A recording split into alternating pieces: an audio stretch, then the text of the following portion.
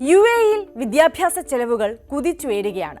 കുട്ടികളുടെ പഠന ചെലവ് കണ്ടെത്താൻ രക്ഷകർത്താക്കൾക്ക് വായ്പകളെയും ക്രെഡിറ്റ് കാർഡുകളെയും ആശ്രയിക്കേണ്ട അവസ്ഥയാണ്. ഒരു പുതിയ അധ്യയന വർഷം ആരംഭിക്കുമ്പോൾ യുഎഇയിലെ പ്രവാസി കുടുംബങ്ങൾക്ക് സ്കൂൾ ഫീസ്, യാത്രാ ചെലവുകൾ, മറ്റ് സ്കൂളുമായി ബന്ധപ്പെട്ട എല്ലാ ചെലവുകളും താങ്ങാൻ ഏറെ ബുദ്ധിമുട്ടാണ്. യുഎഇയിലെ പല സ്കൂളുകളിലും ട്യൂഷൻ ഫീസും യാത്രാ ഫീസും 3 മാസത്തിലൊരിക്കൽ അടയ്ക്കേണ്ടതുണ്ട്. പുസ്തകങ്ങൾ, യൂണിഫോം, സ്റ്റേഷനറി, മറ്റ് അവശ്യ സാധനങ്ങൾ എന്നിവയുടെ എല്ലാം വില കൂടി ചേരുമ്പോൾ സാമ്പത്തിക ബാധ്യത വർദ്ധിക്കുന്നു. ഇതാണ് പല കുടുംബങ്ങളെയും ബാങ്കുകളിൽ നിന്നും ധനകാര്യ സ്ഥാപനങ്ങളിൽ നിന്നും സഹായം തേടാൻ പ്രേരിപ്പിക്കുന്നത്. ദുബായിൽ താമസിക്കുന്ന ഒരു രക്ഷിതാവിന്റെ അനുഭവം പറയാം. യെസ് കൻവാൽ എന്ന വ്യക്തി തന്റെ മകന്റെ വിദ്യാഭ്യാസം തുടരുന്നതിനായി 60,000 ദിർഹത്തിന്റെ വ്യക്തിഗത വായ്പയാണ് എടുത്തത്. സാമ്പത്തിക ബുദ്ധിമുട്ടുകൾ കാരണം മകന് 1 വർഷം സ്കൂളിൽ പോകാൻ കഴിയാതിരുന്നതിനാൽ തരക്കേടില്ലാത്ത സാമ്പത്തിക സ്ഥിതി വന്നപ്പോൾ 60,000 ദിർഹം വായ്പയെടുത്ത് 1 വർഷത്തെ സ്കൂൾ ഫീസ് മുൻകൂറായി അടയ്ക്കുകയാണ് അദ്ദേഹം ചെയ്തത്. അടുത്ത 3 വർഷത്തിനുള്ളിൽ ഈ വായ്പ തിരിച്ചടയ്ക്കാനാണ് അവർ പദ്ധതിയിടുന്നത്. ഇതുപോലെ ദുബായിൽ താമസിക്കുന്ന 45-കാരനായ ഒരു ഇന്ത്യൻ പ്രവാസി നൂർ അഹമ്മദ് തന്റെ കുട്ടികളുടെ വിദ്യാഭ്യാസ ചെലവുകൾക്കായി 28,000 ദിർഹമാണ് വായ്പയെടുത്തത്.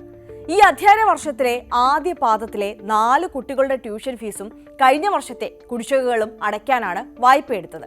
യാത്രാക്കൂലിയും മറ്റു ചെലവുകളും ചേർത്തപ്പോൾ വലിയൊരു തുകയായി. സുഹൃത്തുക്കളോടും ബന്ധുക്കളോടും ഒക്കെ സഹായം ചോദിക്കുന്നതിനേക്കാൾ ബാങ്കിൽ നിന്ന് വായ്പ എടുക്കുന്നതാണ് തനിക്ക് സൗകര്യമെന്ന് അഹമ്മദ് കൂട്ടിച്ചേർത്തു. സാമ്പത്തിക സമ്മർദ്ദം വർദ്ധിപ്പിച്ചുകൊണ്ട് യുഎഇയിലെ പല സ്കൂളുകളും 2025-26 അധ്യയന വർഷത്തേക്ക് ട്യൂഷൻ ഫീസ് ഏകദേശം 2.5% വർദ്ധിപ്പിച്ചു. ഇത് കുടുംബങ്ങളുടെ ബജറ്റിൽ കൂടുതൽ സമ്മർദ്ദമുണ്ടാക്കി.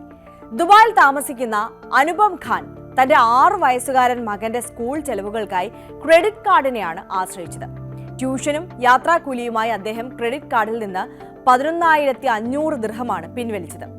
ഇൻഷുറൻസ് മേഖലയിലാണ് ഖാൻ ജോലി ചെയ്തത്. തങ്ങൾ താമസിക്കുന്ന വീടിന്റെ വാടകയും ഇതേ സമയത്ത് പുതുക്കേണ്ടി വന്നതിനാൽ കയ്യിൽ പണമുണ്ടായിരുന്നില്ല. അതിനാൽ ക്രെഡിറ്റ് കാർഡിൽ നിന്ന് പണമെടുത്ത് അടയ്ക്കേണ്ടി വന്നു. ഇനി മാസത്തവണകളായി ഇത് തിരിച്ചടയ്ക്കാൻ സാധിക്കുമെന്നാണ് ഇവരുടെ പ്രതീക്ഷ. സ്കൂൾ സംബന്ധമായ ചെലവുകൾ വർദ്ധിക്കുന്നതുകൊണ്ട് യുഎഇയിലെ പല കുടുംബങ്ങൾക്കും ബാങ്ക് വായ്പകളും ക്രെഡിറ്റ് കാർഡുകളും ഒരു ആവശ്യകതയായി മാറിക്കൊണ്ടിരിക്കുകയാണ്. ചിലപ്പോൾ അവസാന ആശ്രയം എന്ന നിലയിലാണെങ്കിൽ പോലും കുട്ടികളുടെ വിദ്യാഭ്യാസം മുടങ്ങാതെ മുന്നോട്ട് കൊണ്ടുപോകാൻ ഇത് അനിവാര്യമായി തീർന്നിരിക്കുന്നു. സൂറിച്ച് ഇന്റർനാഷണൽ യൂഗോയുമായി ചേർന്ന് നടത്തിയ ഏറ്റവും പുതിയ സർവേയിൽ യുഎഇയിലെ 63% രക്ഷിതാക്കളും തങ്ങളുടെ കുട്ടി യൂണിവേഴ്സിറ്റിയിൽ എത്തുമ്പോഴേക്കും വിദ്യാഭ്യാസ ചെലവ് 2,50,000 ദിർഹം മുതൽ 6 ലക്ഷം ദിർഹം വരെ എത്തുമെന്ന് പ്രതീക്ഷിക്കുന്നു. ആരോഗ്യ സംരക്ഷണം, ശിശു സംരക്ഷണം, താമസം, പാഠ്യേതര പ്രവർത്തനങ്ങൾ എന്നിവയുടേതെല്ലാം ചിലവുകൾ ഈ കണക്കിൽ ഉൾപ്പെടുന്നില്ല എന്നതാണ് വാസ്തവം. ഇവയെല്ലാം സാമ്പത്തിക ബാധ്യതയ്ക്ക് കാരണമാകുന്നു. വിദ്യാഭ്യാസ ആവശ്യങ്ങൾക്കായുള്ള സാമ്പത്തിക സംരക്ഷണത്തിന് പ്രാധാന്യം സൂചിപ്പിച്ചുകൊണ്ട് സൂറിച്ച് ഇന്റർനാഷണൽ ലൈഫ് പറയുന്നത് യുഎഇയിൽ ഉന്നത വിദ്യാഭ്യാസത്തിനുള്ള ചെലവ് പല കുടുംബങ്ങളും പ്രതീക്ഷിക്കുന്നതിനേക്കാൾ വേഗത്തിലാണ് വർദ്ധിക്കുന്നത് എന്നാണ്.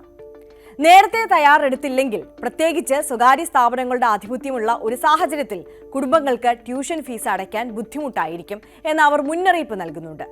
പണപ്പെരുപ്പത്തിനനുസരിച്ചും വിദ്യാഭ്യാസ ചെലവ് വർദ്ധിക്കുന്നതിനനുസരിച്ചും പരമ്പരാഗത സമ്പാദ്യം മാത്രം മതിയാകില്ല ഇനിയുള്ള കാലം.